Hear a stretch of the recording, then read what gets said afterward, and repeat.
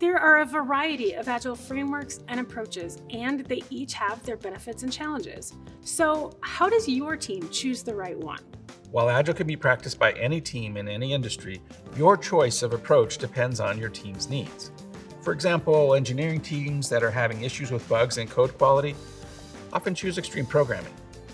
Or as another example, marketing teams often practice Scrumban because Kanban's visual workflow management, combined with select Scrum events, help them balance planned work with incoming requests. Here are some tips from Bryan and me to help your team choose. Before you adopt an Agile framework or approach, make sure your leaders are invested. A cultural transformation is required for Agile to be successful, and often the biggest shift needed is support from leadership.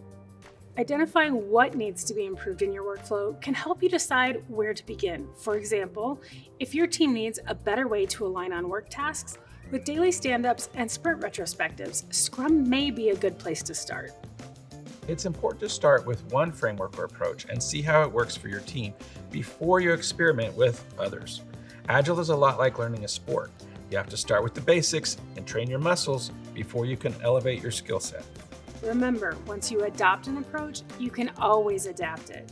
Agile frameworks aren't like magic spells that you have to follow exactly or they won't work. Rather than focusing on all the rules, focus on creating an approach that rules. Part of adopting an Agile approach is investing in the right tools to support your team. Many Agile teams use a visual collaboration platform.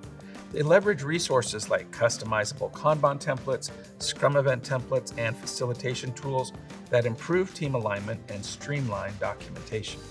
When you're ready to move forward with Agile, we hope these tips help you evaluate and choose the right approach for your team. Thanks for joining us. And we'll see you next time on All Access Agile.